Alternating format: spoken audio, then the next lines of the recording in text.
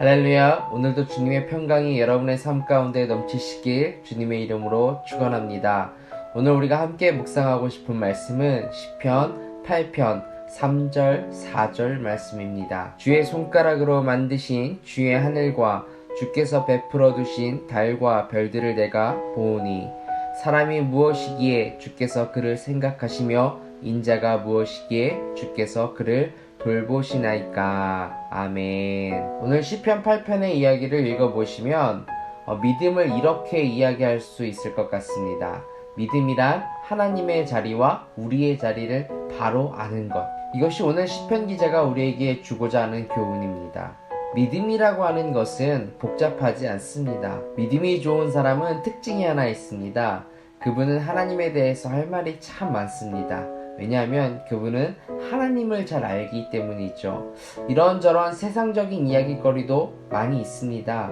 정치적인 이야기나 건강 이야기, 사업 이야기, 삶의 이 모양 저 모양 할 이야기가 참 많지만 믿음 좋은 사람은 그의 입술에서 나오는 그 모든 이야기들을 하나님으로 풀어냅니다.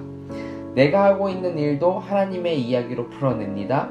가정도 하나님의 이야기로 풀어냅니다. 정치도 하나님의 이야기로 풀어냅니다. 교회도 하나님의 이야기로 풀어냅니다. 그러니까 믿음이 좋다, 믿음 좋은 사람이다 라고 하는 것은 이렇게 표현해야 하는 겁니다. 우리가 어떤 교회 행사나 일에 참여했는가로 표현하는 게 아니라 그가 하나님에 대해서 어떤 생각을 갖고 있는가, 그가 하나님의 이야기를 하는 것을 들어보면 알 수 있습니다. 그러니까 저와 여러분도 믿음이 좋아지려면, 성숙해지려면 하나님을 바로 아는 데 마음을 많이 써야 합니다. 하나님을 아는 것에 시간을 많이 써야 됩니다. 책을 한 권 추천해 드리면 제임스 패커의 하나님을 아는 지식이라는 책이 있습니다.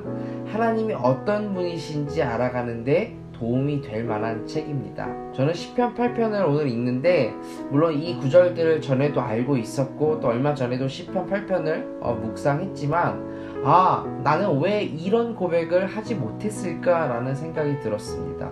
그런데 고난 중에 있는 다윗은 여호와 우리 주여 주의 이름이 온 땅에 어찌 그리 아름다운지요 주의 영광이 하늘을 덮었나이다 라고 고백을 하고 있는 거예요. 왜 나는 이런 고백을 하지 못했을까? 아니 이런 고백을 할 생각조차 하지 못할까? 저는 그 차이가 하나님을 아는 것의 차이가 아닐까라는 생각이 들었습니다. 오늘 다윗은 시편 8편을 통해 온 땅에 아름다우신 그분이 어떤 분인지를 우리에게 알려주고 있습니다.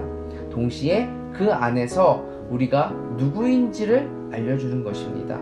그래서 오늘 묵상하며 나누고 싶은 포인트 하나는 하나님의 자리와 우리의 자리를 바로 알아야 한다는 것입니다. 1절과 4절 말씀을 보면 여호와 우리 주여 주의 이름이 온 땅에 어찌 그리 아름다운지요 주의 영광이 하늘을 덮었나이다. 4절 사람이 무엇이기에 주께서 그를 생각하시며 인자가 무엇이기에 주께서 그를 돌보시나이까. 여러분 성숙해진다는 게 뭘까요? 사람이 성숙해진다는 것은 때와 장소를 가릴 줄 아는 것이지 않겠습니까? 그래서 우리 믿음의 식구들이 믿음이 좋아진다라고 하는 것은 예의가 있어지는 것이고 예절이 있어지고 말과 언행에 있어서 우리 주님 닮은 인격적인 면들이 나타나야 합니다. 즉 매력적인 성도가 되어야 합니다. 매력적인 성도라는 게 무엇입니까? 남들이 보기에 그는 우왕좌왕해 보이지 않는 것입니다.